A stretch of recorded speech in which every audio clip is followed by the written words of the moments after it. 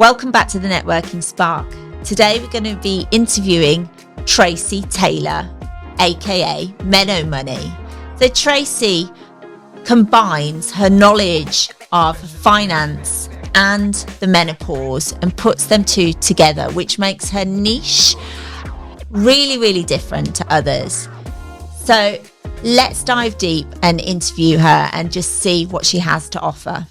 Hey Tracy, thank you so much for being on our podcast, The Networking Spark. Really excited to have you as being a member of Spark yourself, Platinum Spark member. You obviously take networking seriously.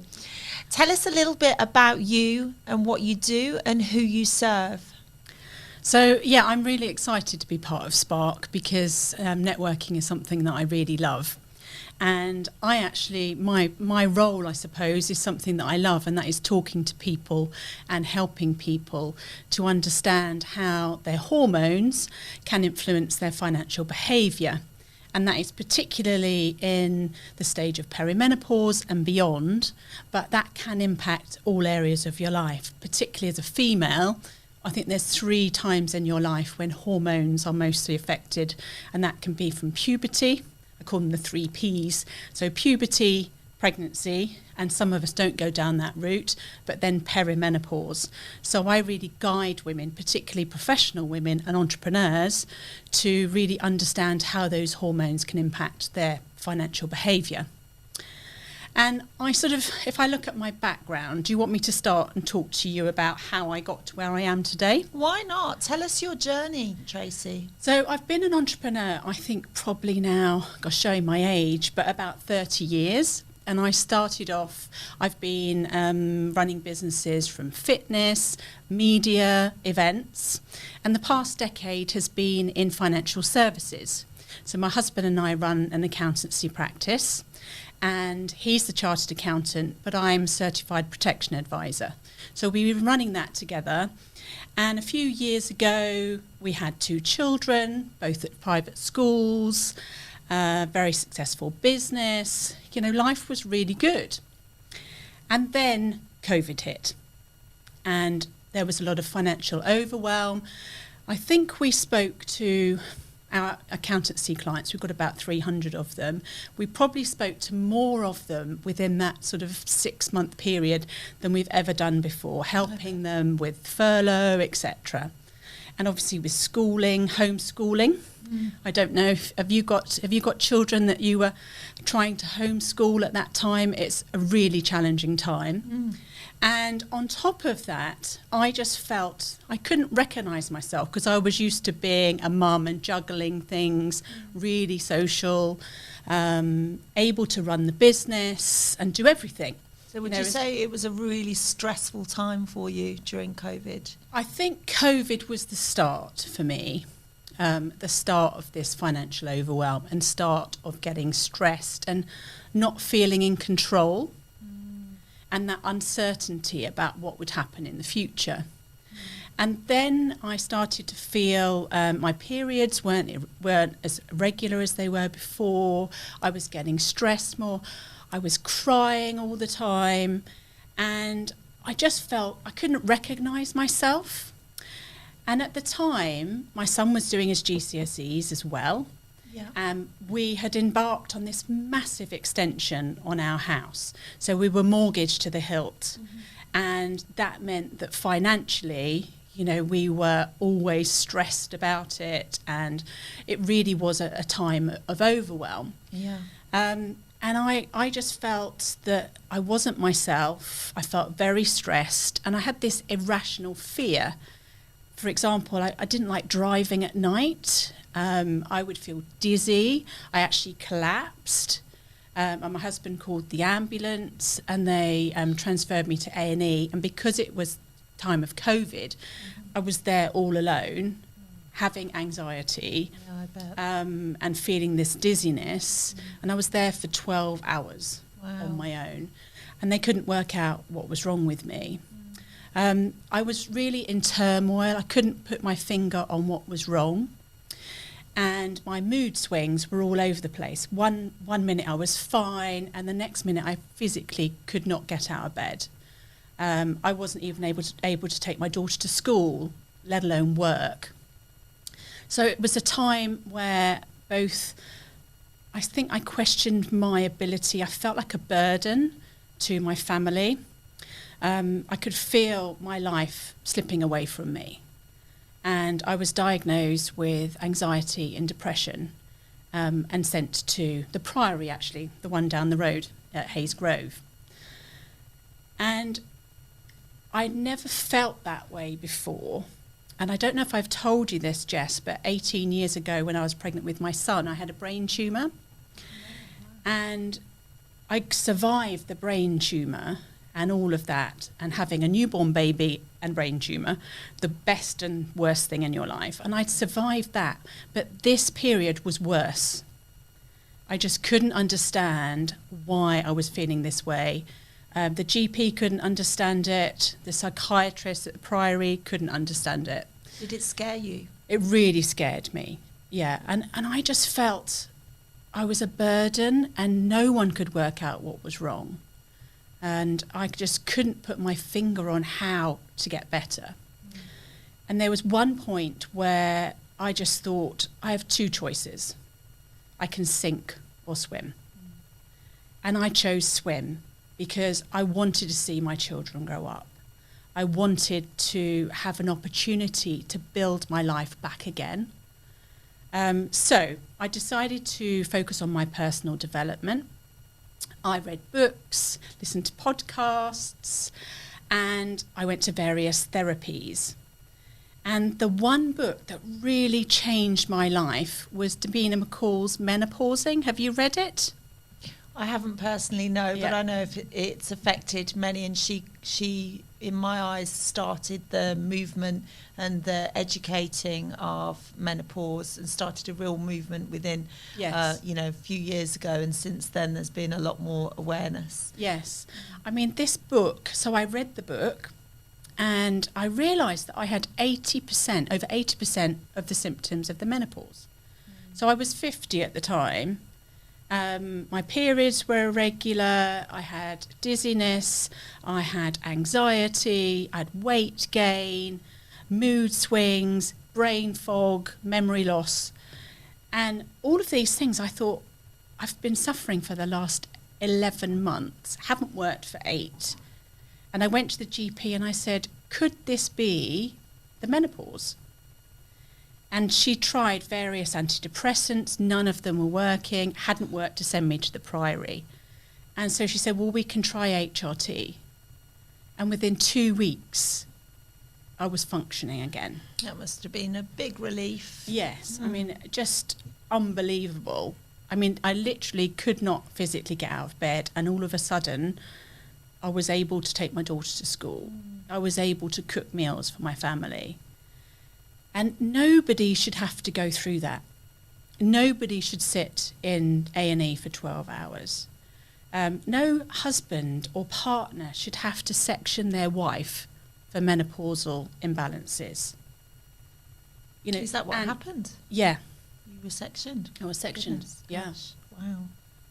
So that shouldn't happen. And yes, Davina McCall has done amazing things, but it's still happening. I remember talking to my nan, and she said with menopause that they just used to send you to the loony bin. Yeah. And that's what they did to me. Yeah. And I don't want that to happen to anybody else. Would you mind going into that in a bit more detail? Because you never know who you're going to be helping, who's listening. I know it's probably a painful experience to go back to, but, what happens, when your husband decided you had to take that step, which is huge? So, I mean, if I go back to not being able to get out of bed, bearing in mind that I've run various businesses, I've been a mum, and I've been able to do everything, because we're from the generation that women can have it all. And I physically couldn't get out of bed. My husband dragged me to the doctors, couldn't open my eyes, and I was just sleepy all the time. I couldn't eat, I couldn't sleep properly. I would sleep on the sofa because I just wasn't sleeping properly, which then had the knock-on effect. But I think the main problem for me was this anxiety, this sort of irrational anxiety that I'd never had before.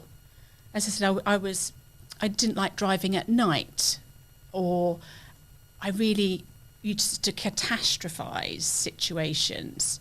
So, for example, my son went out with some friends at the end of term. My son's, he was 16 at the time. He went out with friends to Blue Water, and he wasn't back on time. And I thought, oh my God, something's happened. And I just catastrophized things. And it was this irrational fear that I just couldn't put my finger on. And it got to the stage where my husband was saying to me, what can I do? And I didn't know what to do. The doctors didn't know. And I remember having a conversation with a psychiatrist, and actually it was my mum that said to me, are you sure it's not the change? Because I was 50. No doctors asked me about my periods at all. And I spoke to the psychiatrist and I said, could it be the menopause? First of all, he said I was too young at 50. And secondly, he said, well, if you want to go down that route, I'm a psychiatrist and I specialise in the brain. And you need to go back to your GP to get them to do those tests. So they don't look at people holistically. Yeah, which is so just really unhealthy, isn't it? Yeah, and then he sent me to a heart specialist to try and work out why I was having such negative effects with and that was the anxiety, wasn't it? Well, really? It was my body telling me that I didn't need antidepressants.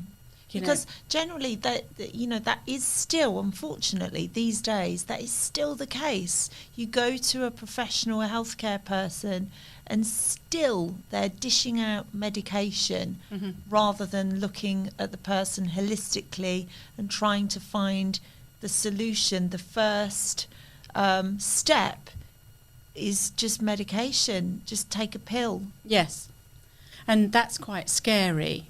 Particularly having it, if you're going to a doctor with your symptoms and they're doing all the scary tests like brain scans, heart scans, and they're not finding anything, you do start to think the worst, and you think, what's wrong with me? Why can't the specialist help? And really, I think people need to be aware of these symptoms. And also be aware that there is help out there and that you can help yourself. Because if you arm yourself with information about the symptoms of the menopause, you can then go to the GP, like I did, and say, look, these are the symptoms. I've read the book with Davina McCall. Can I try HRT? Now, HRT is one of the tools that you can use to get through the menopause. But people also need to realise that there's lots of coaches out there that specialise in it. And for me, I went on various therapies. So I did CBT, I did ACT, which is the acceptance commitment therapy. I went to counselling, and there was one therapy that really resonated with me. I tried all these therapies and they didn't help very much. The government at the moment are saying that menopausal women should consider CBT rather than HRT, which is the medication. And it can be one of the tools, but it can't replace it. It's a bit like having a broken leg and saying, well, I'm going to talk to my leg to make it get better. We have a hormone deficiency. We need to replace the hormones or work out ways to actually improve the way that we think and our behaviour. What's your advice to anyone going through menopause or andropause for men in techniques and healthy habits that they can bring in from day to day to help them? I think it's the education, really. So you need to educate yourself on the symptoms of the menopause, journal it and write down the changes that are happening in your body. And the thing is, with particularly perimenopause, the hormones are all over the place. So one day you might feel really anxious, and the next day you may not feel so anxious. You might feel, normal again, but because the hormones are up and down. But particularly you mentioned andropause, and if I can just explain the difference between the two. So menopause is a decline in hormones, and that is, for women, is estrogen, progesterone and testosterone. We also have testosterone in our bodies, which a lot of women find, quite they question it and think, oh, I didn't know that.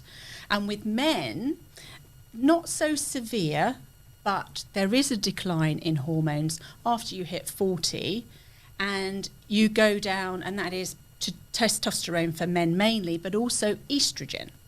So we both have estrogen in our bodies, and estrogen is the main hormone that impacts our brain.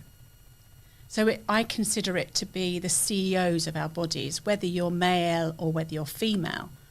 Now, normally for men, we used to call it the midlife crisis, where the men would go off and buy a sports car or go and marry somebody 20 years younger than themselves. I'm not endorsing that, of course, but it's less severe with men.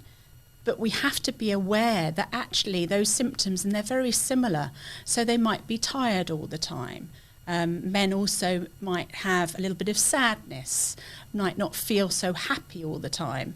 They can develop breasts sometimes, which I know some men would definitely not want, but they need to be aware of these symptoms so you can be armed when you go to the GP. And the other thing I think is to find a therapy that really works for you. And then once you've found that therapy, find a therapist or coach that you have that sort of connection with. So for me, that was financial therapy, and it's not very common in the UK. It's very popular in America. And I found a financial therapist. She did an article actually in Cosmo, and she was talking about financial stresses and how financial stresses are impacted by emotions, and how money is really emotional, and how you can actually change your money mindset to get through the stresses in life. Now, that can be for any life stage, but particularly for me, I realised that my hormones were impacting my financial behaviour and the way that I felt about money. And because at that time we had that financial shock of COVID, and because our businesses were being impacted financially, I had 2 children at private school, and also I wasn't able to work for 8 months. Plus, on top of that, we had this massive extension, so we were mortgaged to the hilt. And if you think about the time of perimenopause particularly, there's a lot of overwhelm financially. So the average age is 51 for females to go through menopause, which is when your periods completely stop for at least 12 months or more. And then at that stage, if you imagine, your 80% of menopausal women are working, so you're worried about your own retirement in terms of your finances. And then you've potentially got children, teenagers going to university, setting up their own homes, or even getting their own jobs. There's a lot more young people living at home now. So there's a lot of financial overwhelm there. And then you're sandwiched to the other end of the scale to elderly parents having to need their help financially, putting them into a home, which is so costly. I was talking to a lady the other day, and it was like £8,000 a week to send their parents. So there's a lot of financial overwhelm. And if you imagine that overwhelm, combine it with hormones, mood swings, and sleep deprivation, it's a really powerful concoction.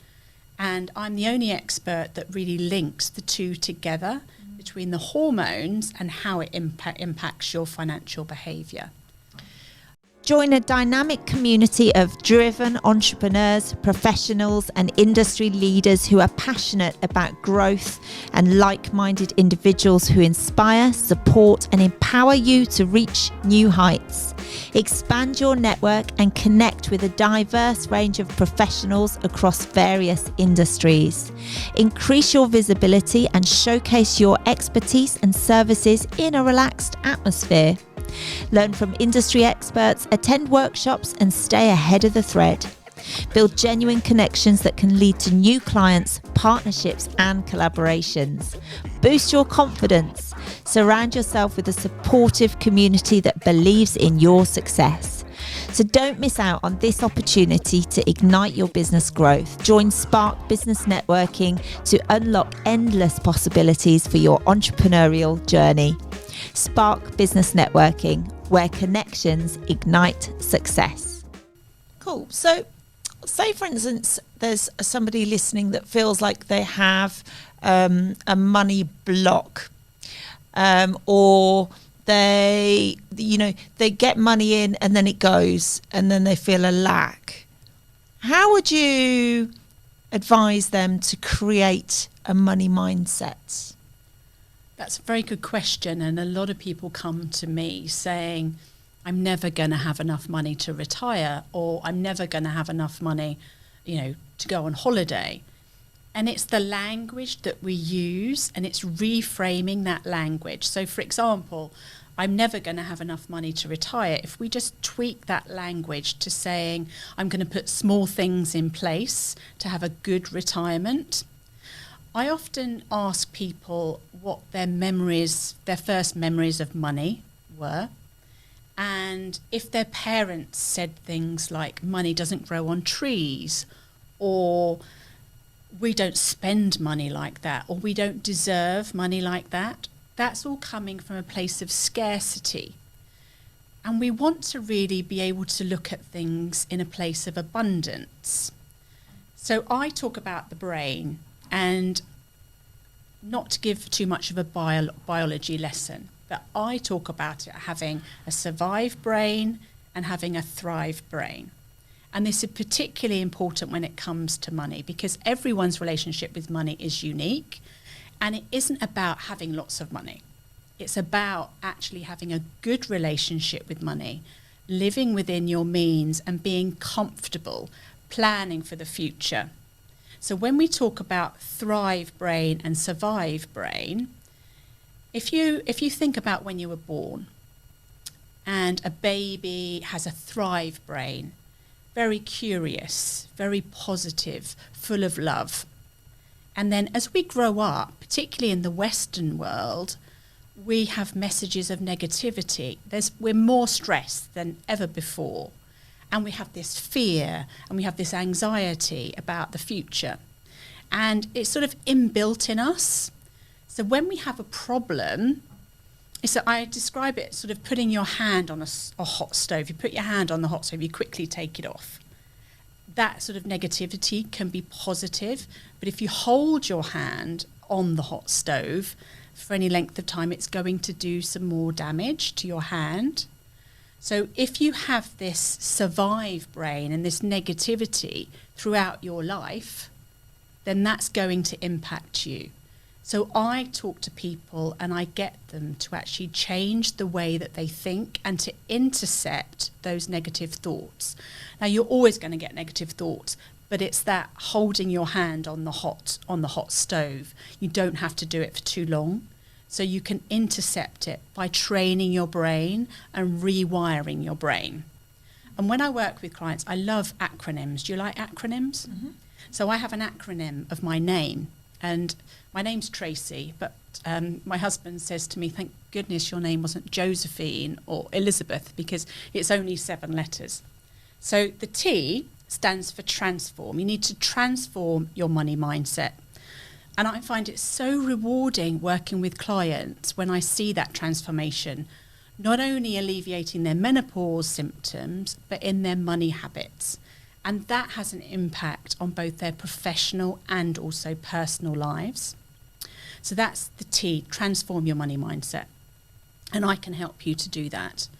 The R is reviewing and rewiring your brain by doing regular exercises so you can intercept that negativity and really understand your relationship with money. So if there was talk at home by, money not growing on trees, money doesn't grow on trees, we would reframe that language and rewire your brain to actually work out and be grateful for what you currently have. Often people think, oh, I'll be happy when this happens. And I work with a lot of people that I work with, particularly successful people. They've said in their 20s, oh, I'll be happy when I've paid off the mortgage or when I've hit my first million. But then when they get there, they're sort of, I didn't feel the way I thought I would. So then say, oh, well, I'll be happy when I hit my second million. So it's really important to rewire your brain and really realise what you've got and be grateful for that. So that's the R. The A is align your values and your goals. A lot of people don't have goals. I talk to ladies, and because as women we just keep going every day, we don't put anyone else first. We don't think about the future necessarily, about ourselves. And it's about asking yourself a question. And what does retirement look like for you?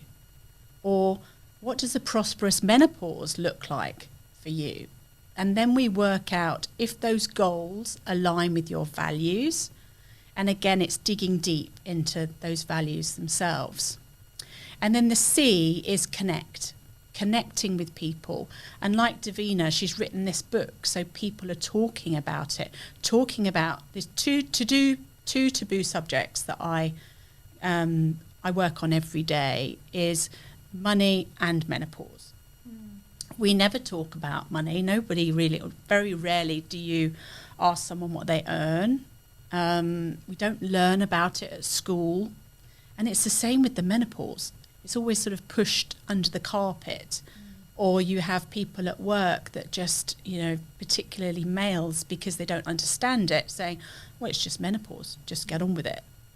So we need to understand it and connect with people so that people share their stories, and I'm sharing my story, so that somebody listening can say, oh, that's me, or I can prepare for it so that that isn't me. And if I can help at least one person, then that would really be my legacy, really, just to help people to understand it and have awareness. I was going to ask you about that. What legacy do you want to leave? But how long have you been going for it? So people know you as Meno Money. Yes. So do you want to talk us through a little bit about the name, how long you've been going for, and what impression, what are your aims by doing what you're doing? How do you want to leave a legacy through doing the work that you do? So because I had such a debilitating time with perimenopause, I decided that once I started to work on my personal development and get better, I decided to start writing a book because I wanted to help people so that no one had to go through what I did. And I think what I realised was that my financial background, and because of our financial shock at that particular time, there was the link between the two. And I started the business Meno Money because it really looks at how menopause can influence your hormones and how that can influence your mindset. So when I work with, I've worked with some incredible people. When I work with them, I look at the brain and getting them to understand the brain. I then look at the hormones, and if you have fluctuating hormones, how that can impact the brain. And then my thing is about mindset. And I think throughout life stages, if you have the right mindset and a positive mindset, then you can get through anything. So by changing our mindset, you can look at things as opportunities rather than failures or negative things. And then I put that together with working out their financial behaviour and how that financial behaviour is impacting their mindset and vice versa. And then, as we know, with perimenopause and menopause, the body changes, your body image changes. You might put on weight, you may have dry skin, and that can impact your self-esteem and your confidence.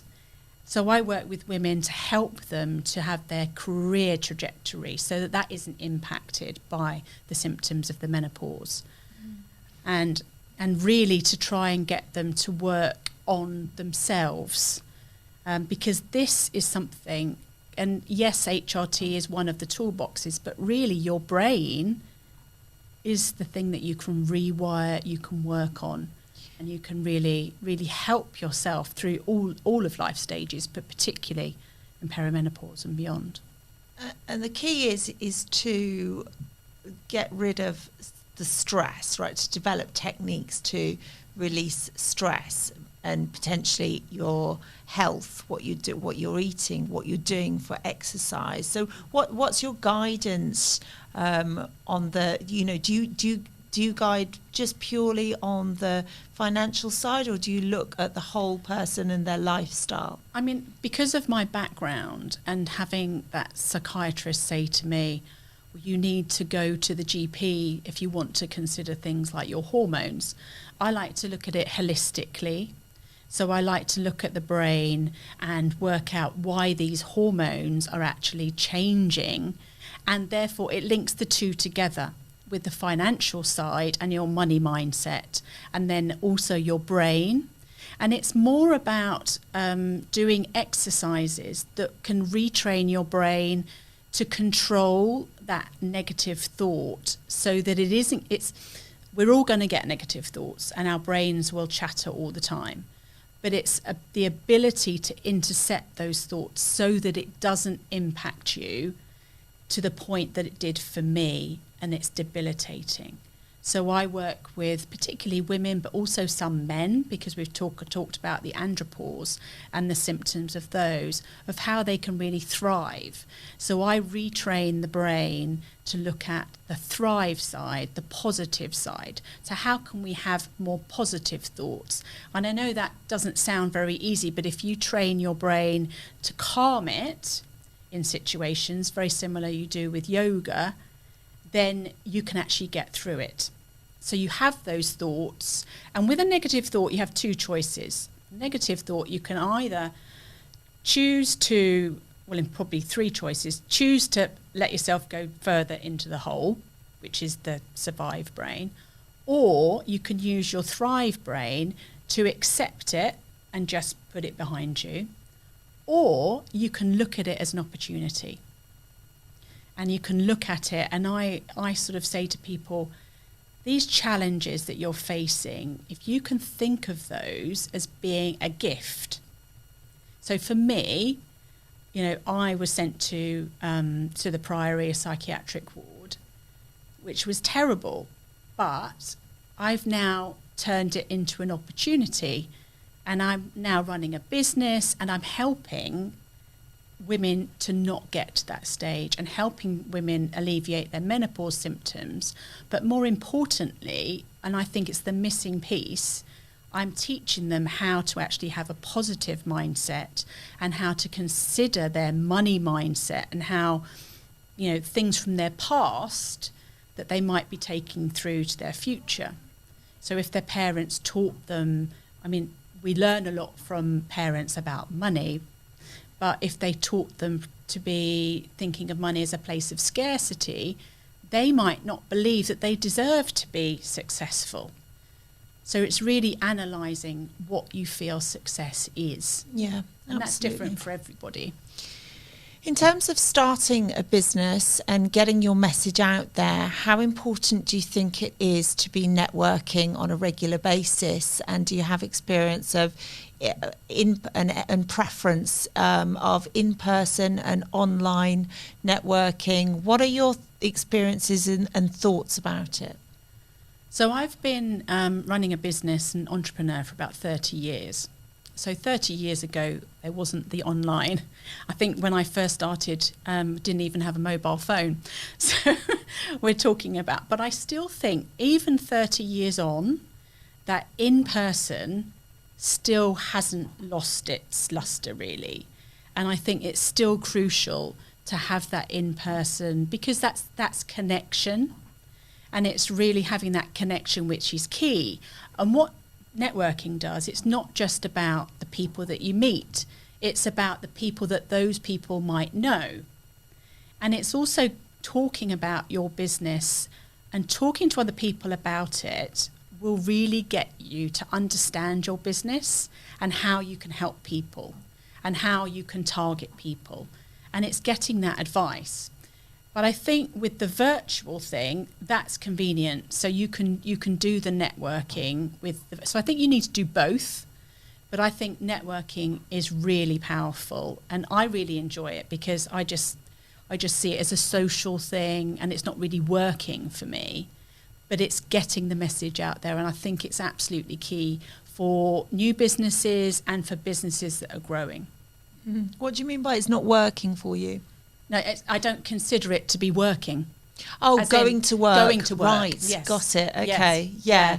But it is. because it's fun, isn't it? But then if you go to the right company, then it's fun and Yes. it's work at the same time. But when Yeah. it doesn't feel like work, then that's fantastic, right?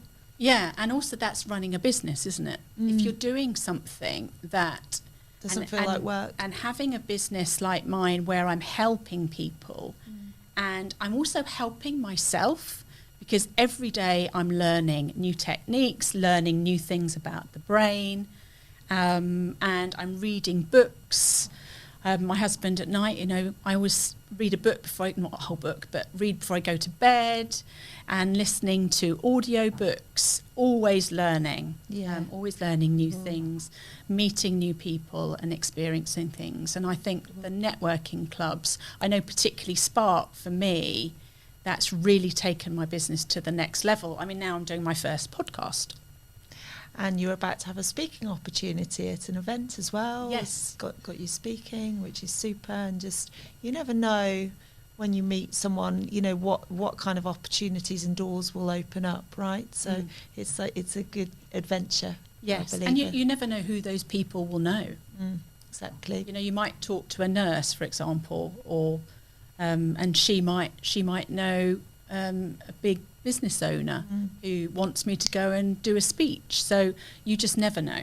You just never know who you're going to meet. Wonderful. Thanks, Tracy. We are nearly out of time, but I'd still like to ask you a question. What's more important to you, money or fulfillment?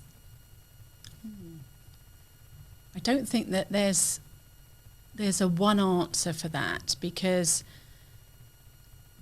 in the Western world particularly, money is very important because we can't live without it. But interestingly, with money, it flows through different people. Some people have it flowing like a river. Some people will be like a desert with money. And the way that we feel about money and the way that we deal with it is really unique. So, but you really do need money to survive. But fulfillment is more about thriving. And I think to feel fulfilled, then that is more about your mindset. And that's why I think those two things link together. So to feel fulfilled, you do need some form of money, but that fulfillment is down to your brain and how you are actually thinking and how your brain is wired to whether, and as I spoke about, those two sides of the brain, whether you've got a mindset to survive or to thrive. And then that will be to do with your fulfillment. Survive or thrive. I love it. Yeah, and I like the holistic view on that as well. So wrapping up now, Tracy, what would be your top tips to people listening into this podcast in terms of gaining the money mindset, dealing with hormones? If you just give some top short tips to those people, what would they be? Your top 5 tips, let's say. Top 5 tips. Okay. Well, I think first of all, you need to consider how and actually educate yourself onto how your brain is actually influencing your daily life. Sure. And then, so that's education. And also to ask for help. There are experts out there, so if you can ask for help, you don't have to do this on your own. And I think if you need help, feel free to actually ask for it. Super important. Education, and then that leads on to connection. Connect to various people so that you can get the support, because sharing is caring, and you will learn so much from people in terms of their experiences. The third one is to really have some goals. Ask yourself, what does retirement look like? Or what does a prosperous menopause look like? Or what does a successful business look like for you? And to ask those questions, if you keep asking why, you'll really dig deep into your successes. And if you then consider that as your mindset, and you have a mindset to thrive rather than just survive. And I think the last one is, which actually is part of my Tracy, which is the why, which is you. And I think if we can actually focus on self-care, you are the most important thing. You can make the changes in your life to actually improve your own mindset, improve your position financially, and also to improve your business. So you are the most important person. Beautiful. Amazing tips. Thank you so much for coming on the Networking Spark podcast. I really feel like you're out there to spread your message to those that really need it. And the biggest standout for me there was to ask for help rather than keeping it inside and just dealing with it. A lot of people just try and deal with it because they don't understand it. They haven't got the education on it, perhaps, or they're just scared of talking about it. So by you speaking about it publicly on the podcast, at events, in networking events, you never know who you're going to be helping. They might not say it, but you never know. So thank you so, so much, Tracy, from my heart to yours. Thanks. You're welcome. Thank you, Jess. Thanks for listening to another episode of the Networking Spark. I really hope you enjoyed that one. Coming up next week, now, if you are thinking of one day selling your business and you'd like to create an exit plan, it's always a good idea. Even if you're just starting a business, knowing where you're going is important. So next week, I am interviewing Kirsty Parker, who has authored 6 books. She's a transformational business coach, and she helps entrepreneurs to expand their businesses to the point that they're then able to sell them. She is an investor, an entrepreneur, and she's got so much experience, so she's definitely worth listening to. So tune in next week, create some sparks in the world, and I look forward to seeing you soon.